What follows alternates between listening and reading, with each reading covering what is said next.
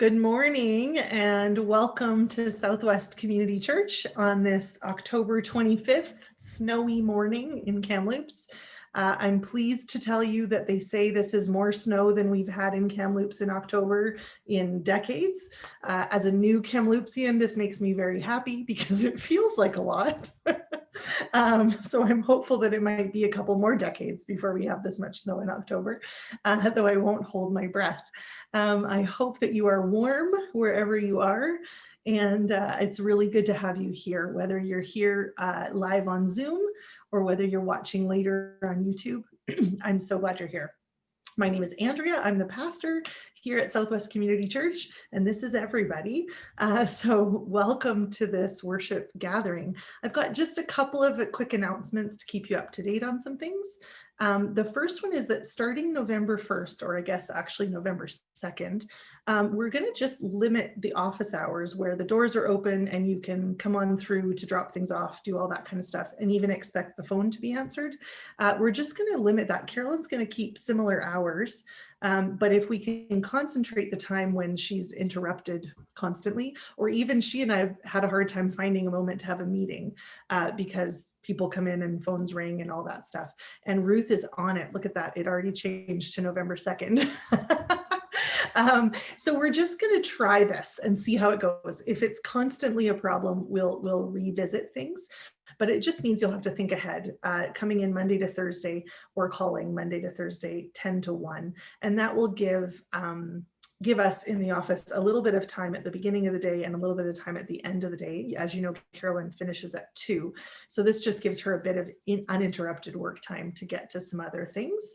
And it gives us a little bit of flexibility. And so we're going to try this out. So keep us posted. Be sure to let us know if this doesn't work. And there will be a chance for appointments outside of that time, obviously. So that's not the only moments, but that'll be when the doors are open and the phones are being answered. Secondly, we've been talking about ways to give, and I've tried to keep telling you how grateful I am, and I hope that you know that. I did want to let you know that you'll see some communication coming. We're going to be issuing giving reports to give you a bit of a sense of how your giving has happened in 2020. And sometimes I know this can be a helpful thing to see if you think you've given a certain amount, or in a year like this. I know many of us were not sure what our income situation might look like back in March, April, May, June. And so it's a chance for you to see what the year is like before the year end comes. And so this would help us finish the year strong. But also, we're going to be sending these out by email unless you specifically request this to be printed and mailed to you. So if you're somebody who doesn't feel comfortable with that being sent on email, you need to let us know fairly quickly in the office. If you could email and ask for your statement to be printed and mailed. We are happy to do that, but obviously it would be a lot more cost effective to email them out, and those will come from Leanne as the envelope steward directly. Next, on Tuesday, we will continue on with our drop-in. It's capped at 10 people, and I think that's probably something that's important to let you know, so that it's not just a free-for-all or an unlimited number. There is word coming to us from Dr. Bonnie Henry to really be careful with our outings and careful with our social gatherings. And so we're continuing to listen. I think for 10 people, if you feel comfortable coming into a group of up to that many, then come on down. We'd love to see you. If you feel like you need to scale back a little bit right now, then that's totally understandable, but we'll be there. And Florence is our host this week, and we'll look forward to seeing some of you there. And then on Saturday, we have an event happening for families with kids. So whether this is for our children from babies up to, I guess, high school age, if they're still wanting to dress up. So we want to have it similar to what we did in the summer with a picnic with our families with children, just a chance for the little ones to come in their costumes, and we'll have a spot for you to take some photos of them all dressed up. Emily Gillis is preparing some game-like activity things that will again be distanced and safe in the sanctuary. And then there'll be some take-home treats that they can take with them. So we know that everybody's Halloween plans are kind of up in the air probably this year, and people are trying to sort out what to do. So this is a chance you could drop in for as little as 10 minutes or stay as much of that 45 minutes as you like. But we thought we would open this space up and have our families be able to see one another at least a little bit. So we'd love to see you. Registration would be helpful so that we know how many to prepare for. And we'll send out some direct invites to our families with kids, or if grandparents would like to come with kids, that's okay too, or along with parents. We'd love to see you on Saturday. And then as Lois shared, there's also something at the Kamloops Therapeutic Riding Association happening a little earlier. So you could do a drive through there and then swing on by to see us if you like. So that is it for now. Our call to worship comes from Psalm 86. And it's one of the ones we prayed this week. There were some doozies this week, and a lot of them really referenced some of the things we've been talking about in the story of Israel. Did you notice that? Anybody notice? And some of you noticed. But Psalm 86 I thought might work well for us, and then we're going to sing Psalm 19. So we're going to put Psalm 86 and Psalm 19 in conversation with one another. So let's read this responsively, and then Ben will lead us in singing Psalm 19. Hear me, Lord, and answer me, for I am poor and needy. Guard my life, for I am faithful to you. Save your servant who trusts in you. You are my God. Have mercy on me, Lord, for I call to you all day long. Bring joy to your servant, Lord, for I put my trust in you. You, Lord, are forgiving and good, abounding in love to all who call to you. Hear my prayer, Lord. Listen to my cry for mercy. When I am in distress, I call to you because you answer me. Among the gods, there is no one like you, Lord. No deeds can compare with yours. All the nations you have made will come and worship before you, Lord. They will bring glory to your name. For you are great and do marvelous deeds. You alone are God. Teach me your way, Lord, that I may rely on your faithfulness. Give me an undivided heart that I may fear your name. I will praise you, Lord my God, with all my heart. I will glorify your name forever. For great is your love toward me. You have delivered me from the depths, from the realm of the dead. Arrogant foes are attacking me, O God. Ruthless people are trying to kill me. They have no regard for you. But you, Lord, are a compassionate and gracious God, slow to anger, abounding in love and faithfulness. Turn to me and have mercy on me. Show your strength in behalf of your servant. Save me because I serve you just as my mother did. Give me a sign of your goodness that my enemies may see it and be put to shame. For you, Lord, have helped me and comforted me.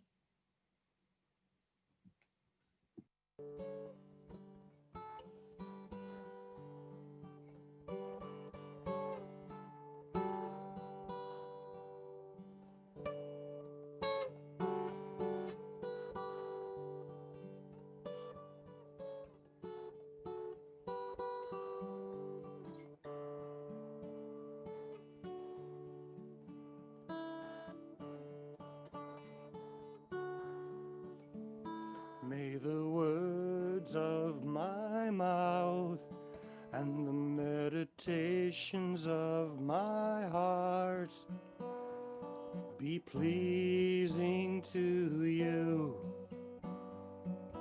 pleasing to you. May the words of my mouth and the meditations of my heart be pleasing to you, my God. You're my rock and my redeemer. You're the reason that I sing. I desire to be a blessing in your eyes. Every hour and every moment, Lord, I want to be your servant. I desire to be a blessing in your eyes.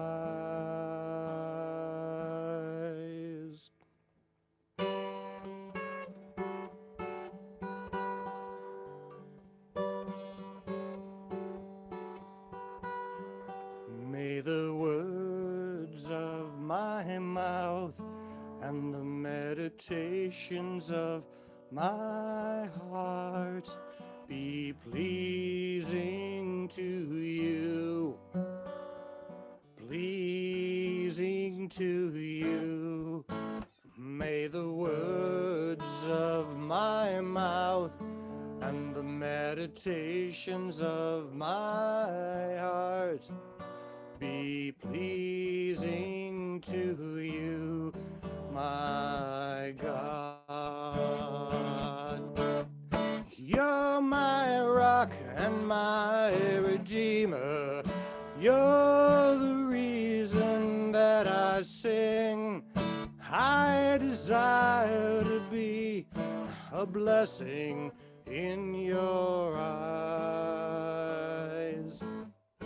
Every hour and every moment, Lord, I want to be your servant. I desire to be a blessing in your eyes.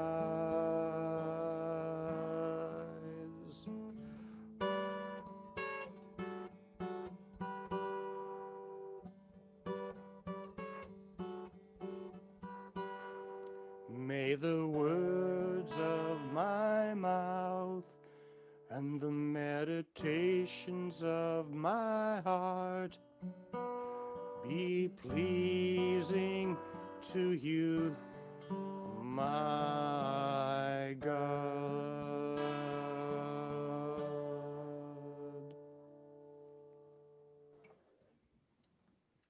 Thank you, Ben. That's a prayer we can all pray, I think. And I wanted to give you a little bit of an update today about what's been happening in Zoom Connection Zone. So Emily, take it away, would you? Good morning, everyone. For those who haven't met me before or who have forgotten who I am, I'm Emily, and I have the privilege of serving at Southwest part-time as the Children's Ministry Coordinator. Since the start of September, so for a full 2 months now, we've been doing Connection Zone online. So Connection Zone via Zoom. So every morning on Sundays from 9:30 till 10, we have had a group of kids, and you can see on your screens a picture. Our older kids have very consistently been Bowdler, Tisher, and Quack families. And then we also have had some of our little ones join us for about 5 to 7 minutes. So in that picture, you can see Brooklyn and Taylor with us, as well as Larkin and Ari.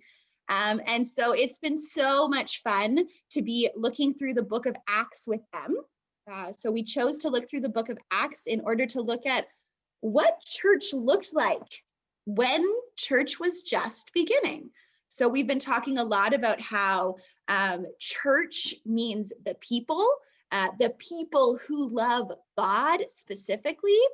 And we've been looking at this particular W word called witnessing. And what does it mean to witness? What does it mean to share Jesus with others? And so one thing, as we looked at Acts 2:42 to 47, where it talks about some of the activities that the early church did together, it talks about how they shared everything in common with one another.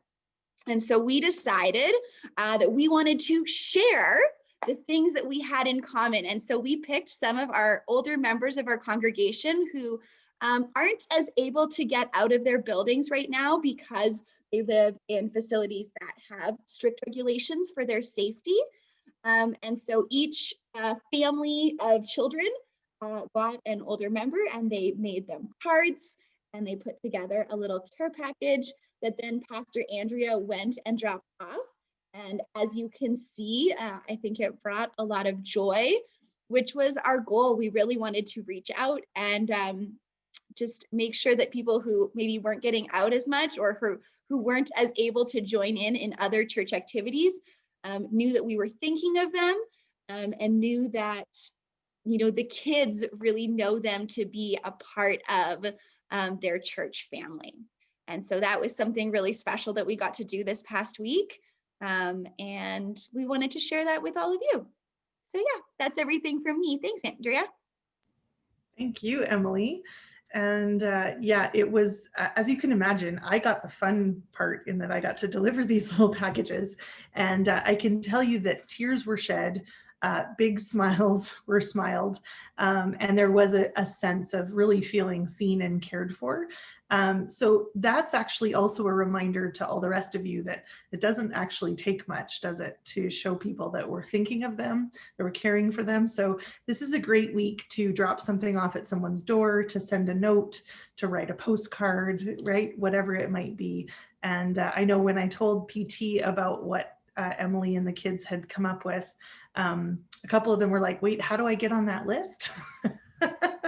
And so you can be on that list by becoming part of the chain. So feel free. And I think I know at least a couple of the people that I got to drop things off to said that they wanted to write back to the kids now. So who knows what we've started here, a little pen pal action, which is lovely. And so that's really, really fun. I also have just a couple of updates from people in the congregation that have specifically said, could you let the church congregation, the church family know what's going on? So just before we break for our prayer groups, let me give you a couple of updates. The first one is that Danica did have her surgery on Wednesday and is recuperating. And Paul, I see you. I don't know if Danica's there with you in the background or not. And now I lost you on my screen. There you are, Paul. Hi, Paul. Is Danica there with you? Thumbs up. She's just resting right now. That's a good idea too. So yeah, so it appears that the surgery went well and was back home even that night. And I know she'll be glad to have you home now too. It did go well and better than anticipated actually. So Good. It's all good news. Good. Very good. Yeah. So we're still waiting on those biopsy results. And so we'll wait with you as you await those. The other more recent one is just that last night, Martin Hatch went into hospital. And so we can be praying for him and praying for Ron and Judy as they navigate advocating for him and helping him out. So let's be praying for Martin. And then from Vicki Ferguson, many of you know Wayne and Vicki, and she sent me a note this week asking to pass on to you that many of you know that they've been staying in a temporary place in Kelowna while Wayne's been being treated with radiation. And she wanted to let you know that he's gaining some weight back and his voice is sounding better. So as the radiation is finished now, he's definitely recuperating and gaining some strength. But they were also making arrangements to lease a condo for 7 months because the place they've purchased in Penticton wouldn't be available till next spring. And 2 days before they signed the lease on that Kelowna spot, their realtor phoned to say, hey, the seller has had a change of circumstance and wonders if you'd like to move in at the end of October. So they're quite delighted to let you all know that they'll be moving into their place that they've purchased on Saturday, October 31st, and they'll be settled there. So I'll try to get mailing addresses and that kind of thing so that maybe we can send them a barrage of housewarming and thinking of you sort of messages in the coming weeks. Another family in our midst is moving on October 31st, and that's Patrick and Tien Kwok and Alana, Emmaus, and Miles. They've been able to purchase a townhome at the bottom of Aberdeen Drive, so they'll be neighbors, and we're quite delighted for them too, because they were in a temporary rental situation. So yeah. So we're rejoicing with you guys that all of the financing came through and you got to do this, and we're glad to have you here in Kamloops. So I know there are other things that we can be praying about, and so be ready. and share those in your groups now as we go and bring these requests before God together. So we'll break out into breakout rooms now. Thank you for each one. Thank you for every request spoken, every request held in, and even those things that we didn't share because we don't have words for them. Thank you that you know and see everything that we are each experiencing and that we are experiencing collectively. Thank you that you know and care for each one, that you know and care for all that you have made. And so we offer all of that into your care and keeping and ask that you would give us your peace. Help us to see where you are at work, to join in with you wherever we see it, but also to trust you, to be at work even where we are unable to see. We give you all of this and pray in Jesus' name. Amen. Well, we spent a couple of weeks in Genesis. We spent a couple of weeks in Exodus. And what comes next? 1 Samuel. Wait, turn to your front of your Bible. Do you have a Bible? Does it say Genesis, Exodus, 1 Samuel? No, it doesn't. That's the hint for you if you didn't know. So what about Leviticus? I don't really want to preach Leviticus, but eventually I'll have to. What about Numbers? What about Deuteronomy? What about Joshua and Judges? What about Ruth? Well, it's true. Today's text comes from 1 Samuel, and it means we're skipping ahead a bit in the story of the people of Israel, but it's okay. This is like joining in with a Netflix series that you've missed a few episodes of because your spouse had the audacity to watch without you. Not a good idea, I'll just remind you. But sometimes at the beginning of an episode, they do a little series recap, right? And they're like, here's what you need to remember so that you'll know what's going on. So here's a bit of a series recap for us in the big story of the people of Israel. You ready? We left off, the Israelites were in the Sinai Peninsula. So spoiler alert, they get out of the Sinai, but they don't go directly to Canaan. They do not land themselves immediately in the promised land. They wander around for a bit. And the book of Numbers chases the 40 years that they spend wandering around. Deuteronomy is like a farewell address that Moses gives before the people finally enter into Canaan. He reminds them of all that they've been through and of what God has promised to do and what God has asked of them in the covenant they've made with him.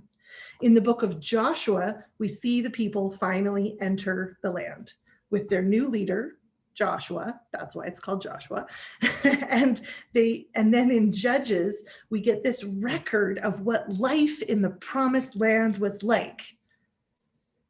It wasn't great.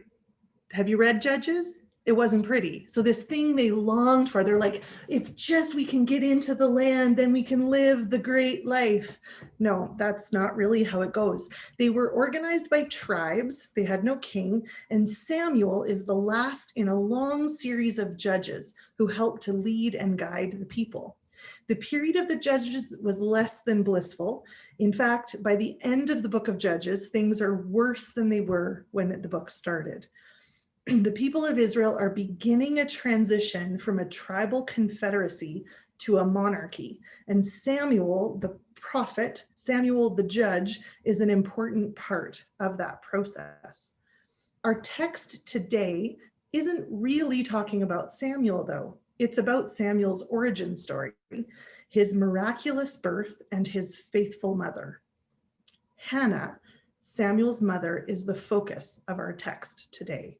So we're going to read the first chapter of Samuel, or at least most of it, to get a sense of her story. So here is 1 Samuel chapter 1, verses 1 to 20. There was a certain man whose name was Elkanah, son of Jeroham. You can say those words if you want to. The son of Elihu, the son of Tohu, the son of Zuph, an Ephraimite.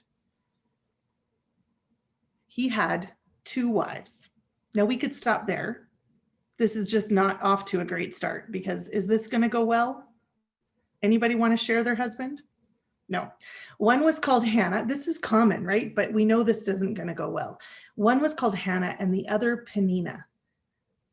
Penina had children, but Hannah had none.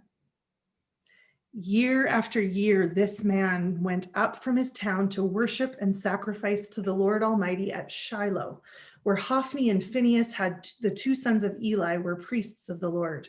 Whenever the day came for Elkanah to sacrifice, he would give portions of the meat to his wife Penina and to all of her sons and daughters. But to Hannah, he gave a double portion because he loved her, and the Lord had closed her womb. Because the Lord had closed Hannah's womb, her rival kept provoking her in order to irritate her. This went on year after year. Whenever Hannah went up to the house of the Lord, her rival provoked her till she wept and would not eat. Her husband Elkanah would say to her, Hannah, why are you weeping? Why don't you eat? Why are you downhearted? Don't I mean more to you than 10 sons? That wasn't the best question, by the way. Once, when they had finished eating and drinking in Shiloh, Hannah stood up. Now Eli the priest was sitting on his chair by the doorpost of the Lord's house. In her deep anguish, Hannah prayed to the Lord, weeping bitterly. And she made a vow saying, Lord Almighty, if you will only look on your servant's misery and remember me, and not forget your servant, but give her a son, then I will give him to the Lord for all the days of his life, and no razor will ever be used on his head. As she kept on praying to the Lord, Eli observed her mouth. Hannah was praying in her heart, and her lips were moving, but her voice was not heard. Eli thought she was drunk and said to her, How long are you going to stay drunk? Put away your wine. Not so, my lord, Hannah replied. I am a woman who is deeply troubled. I have not been drinking wine or beer. I was pouring out my soul to the Lord. Do not take your servant for a wicked woman. I have been praying here out of my great anguish and grief. Eli answered, Go in peace, and may the God of Israel grant you what you have asked of him. She said, May your servant find favor in your eyes. Then she went her way and ate something, and her face was no longer downcast. Early the next morning, they arose and worshiped before the Lord and then went back to their home at Ramah. Elkanah made love to his wife Hannah, and the Lord remembered her. So in the course of time, Hannah became pregnant and gave birth to a son. She named him Samuel, saying, Because I asked the Lord for him. There are a lot of sermons that could be preached, including husbands, don't ask your wives stupid questions or just unhelpful questions, including pastors and church leaders, don't assume someone's drunk just because they're upset. I haven't made that mistake quite yet, but I hope I can never make that mistake. There are so many things we could look at, but Hannah, can we look at Hannah this morning? The woman who didn't have, who was without, who longed, who mourned, and who prayed to God from a place of deep anguish, who poured out her soul when she was deeply troubled. We could just stop there and say, there, when you are any of those things, do that. Done. In fact, if you need to go, you can skip the rest. That's a good sermon in and of itself. But think about it a little more. Hannah, the woman who was mocked by her husband's other wife. The woman who, though loved by Elkanah, was also deeply unhappy. The woman who was misunderstood by Eli, her religious leader. The woman who dared to ask God for a different future. The woman who named her places of forgottenness and was remembered. Hannah. What do we do with Hannah? We have to take a moment to acknowledge that not everyone loves the story of Hannah. In fact, I think anyone who has struggled and not received the thing they longed for probably doesn't like the story of Hannah all that much, because Hannah got her wish. Anyone who has struggled with infertility in particular, especially if their infertility story didn't end the way Hannah's ended, this is a tricky story, but not just for that. But since we're naming infertility that is part of something of human experience, let's remember that infertility takes many forms. It affects both men and women, and it is a deeply personal thing to talk about. So while it's totally okay for you to tell your story anytime you feel comfortable, it is never okay for us to demand that someone else tell their story. And that includes asking, even with the best of intentions, whether someone might have children soon.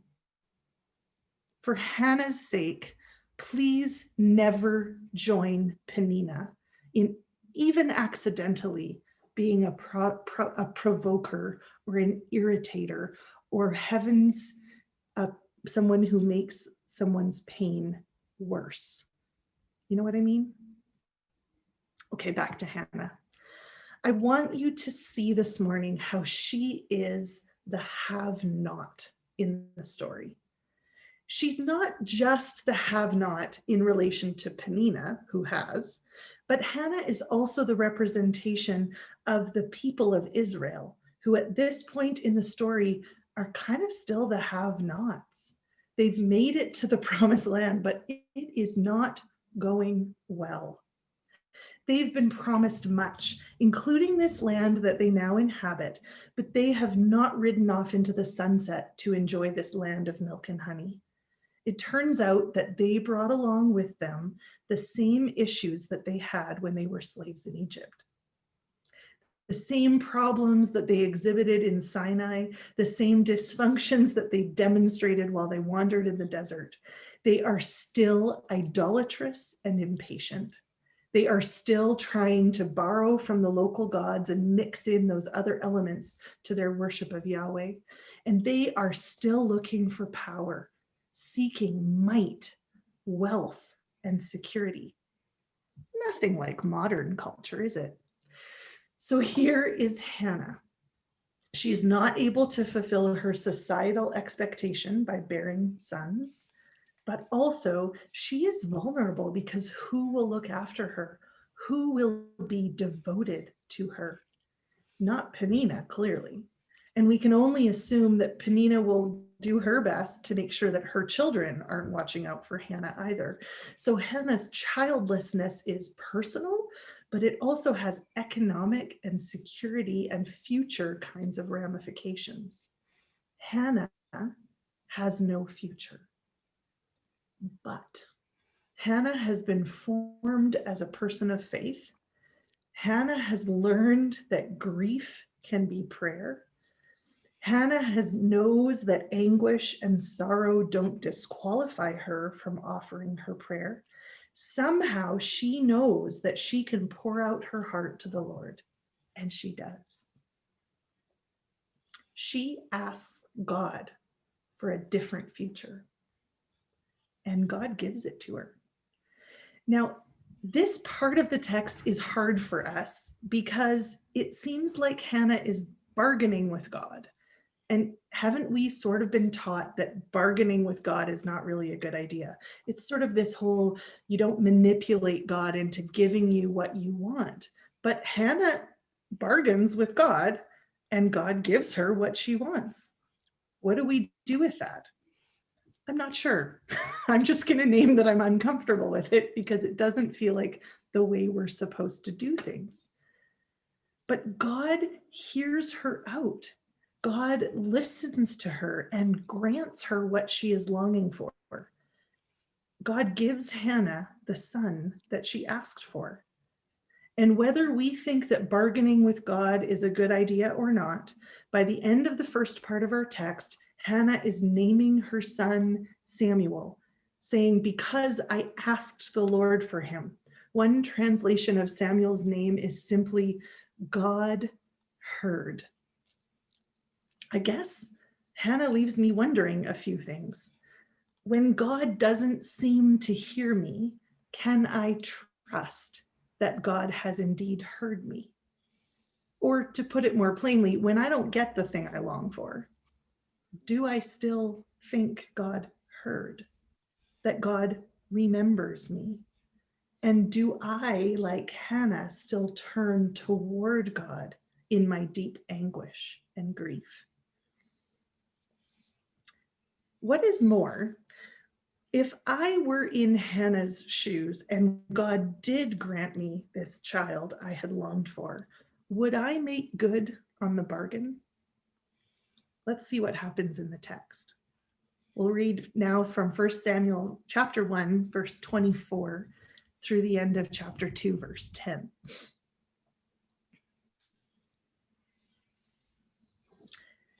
After he was weaned, she, Hannah, took the boy, Samuel, with her, young as he was, along with a 3-year-old bull, an ephah of flour, and a skin of wine, and brought him to the house of the Lord at Shiloh. When the bull had been sacrificed, they brought the boy to Eli, the priest, and she said to him, "Pardon me, my lord." I love this part, by the way. "As surely as you live, I am the woman who stood here beside you praying to the Lord. I prayed for this child, and the Lord has granted me what I asked of him. So now I give him to the Lord. For his whole life, he will be given over to the Lord."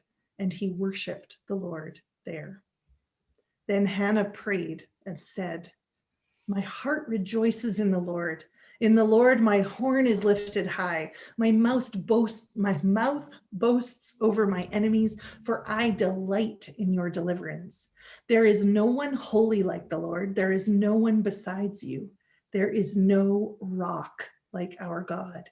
Do not keep talking so proudly, or let your mouth speak such arrogance, for the Lord is a God who knows, and by him deeds are weighed.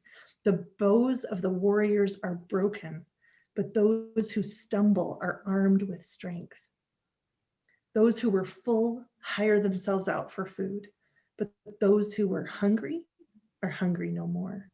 She who was barren has borne 7 children, but she who has had many sons pines away. The Lord brings death and makes alive. He brings down to the grave and raises up. The Lord sends poverty and wealth. He humbles and he exalts. He raises the poor from the dust and lifts the needy from the ash heap. He seats them with princes and has them inherit a throne of honor. For the foundations of the earth are the Lord's. On them he has set the world. He will guard the feet of his faithful servants, but the wicked will be silenced in the place of darkness. It is not by strength that one prevails. Those who oppose the Lord will be broken. The Most High will thunder from heaven. The Lord will judge the ends of the earth. He will give strength to his king and exalt the horn of his anointed. It's quite a prayer, isn't it? We have to give Hannah credit. She makes good on her part of the bargain. She doesn't keep this boy for her own enjoyment and company and even security. And this boy, Samuel, he will change everything for Israel. Because of him, Israel will get their king. First Saul, and then David. Hannah becomes part of the big story that God is writing through his people, still fulfilling the promise God made to Abraham that through this one family, God would bless all the nations of the earth. We know as we read that David is coming, but we also know that the story continues beyond David, that David's son or great-great-great-great-great-grandson would usher in a whole new kingdom that would bless the whole world beyond what they could imagine. Hannah is part of that story. Hannah, the woman who didn't have, is included. becomes an important part of that story, even giving birth and helping to raise the man who would anoint the king, the man who would transition Israel from its era of judges into its monarchy. And when we read Hannah's prayer after she dedicates Samuel to the Lord and brings him to Eli to fulfill her promise or her bargain with God, Hannah prays this unique prayer. Hannah sees a bigger vision than we might expect her to. She is exulting, rejoicing, but doesn't it seem that she's partly rejoicing that finally she can show Peninnah, that Peninnah can't lord this over her now? But it's bigger than that, right? It's more than just getting back. She's being swept up in something larger. Though I have to admit, I hope Peninnah lost her smugness and lack of empathy when she saw Hannah cradle Samuel in her arms. So Hannah prays. Now, scholars would be quick to point out that these may not be Hannah's exact words. This is where we have to trust the trustworthiness of Scripture, not worry about whether this is exactly what Hannah said and was there a scribe present to write down every word she spoke. But with the biblical writers put these words into the mouth of Hannah with very good reason. The one who didn't have now has. There has been a reversal.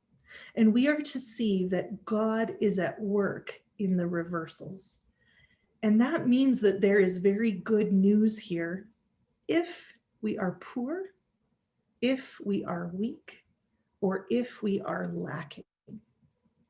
But Hannah's prayer is also sobering news if we are rich and if we are powerful, by any definition.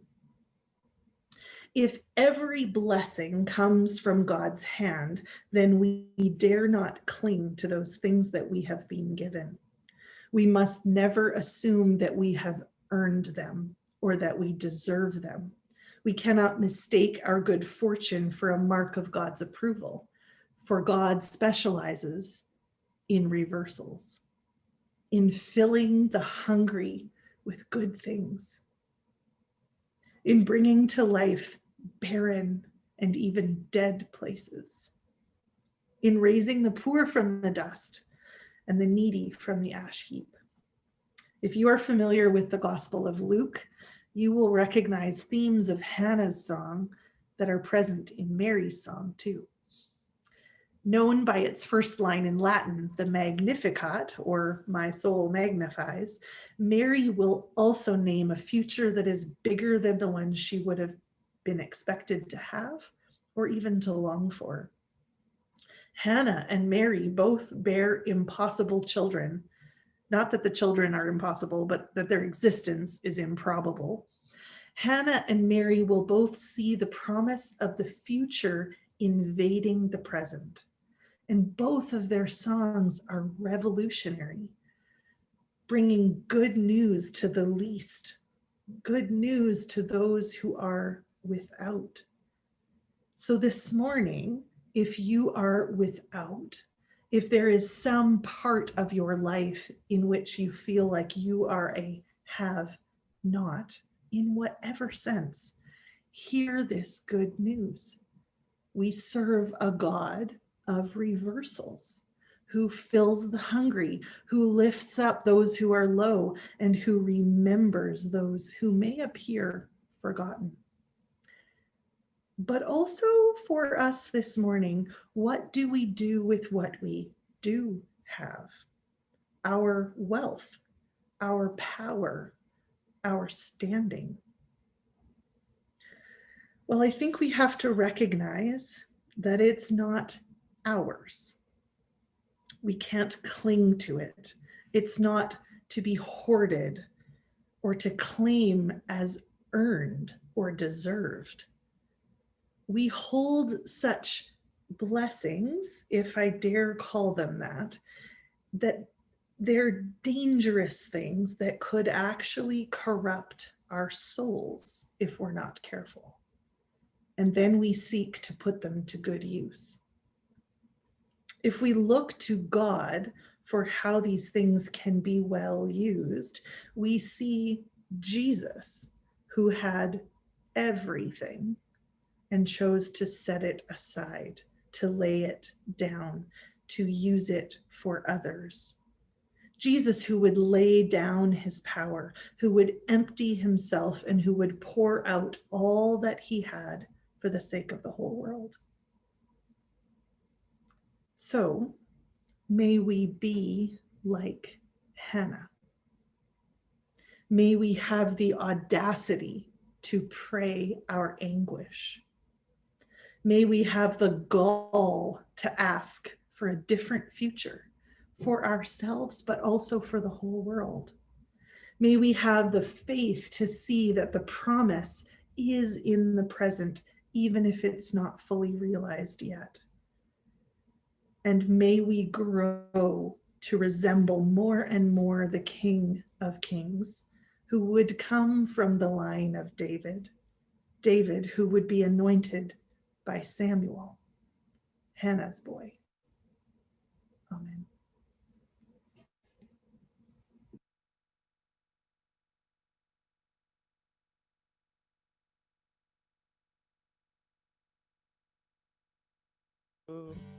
Sorry, I'm going to start that again.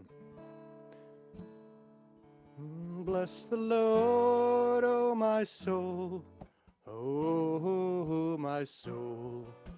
Worship his holy name. Sing like never before, oh my soul.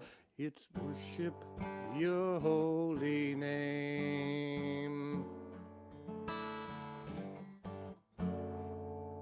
The sun comes up, it's a new day dawning.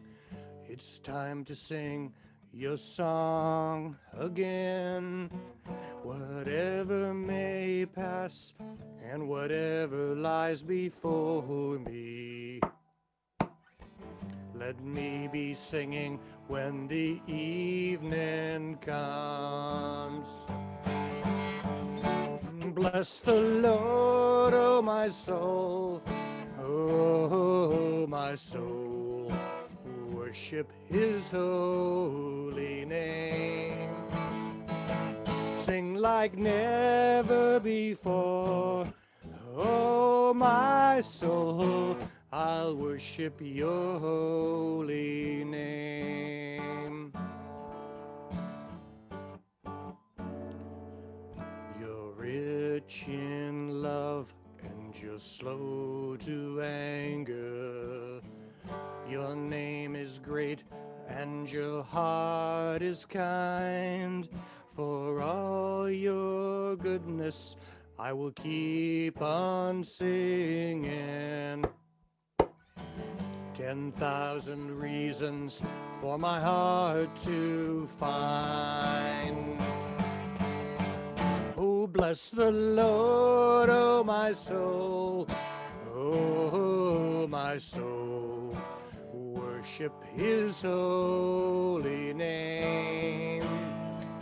Sing like never before, oh my soul. I'll worship your holy name. And on that day when my strength is failing, the end draws near and my time has come, still my soul will sing your praise unending. 10,000 years and then forevermore. Oh, bless the Lord, oh my soul, oh my soul. Worship his holy name. Sing like never before, oh my soul. I'll worship your holy name. Worship your holy name.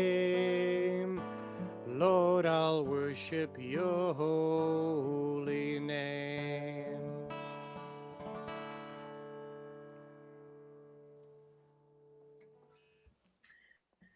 Thanks, Ben. So as you go this week, may the grace of the Lord Jesus Christ, who can bear any prayer that comes from the depths of your soul, may the love of God, which is deeper, wider than you can imagine, and may the fellowship of the Holy Spirit continue to be with you all, whatever you may face. Go in peace.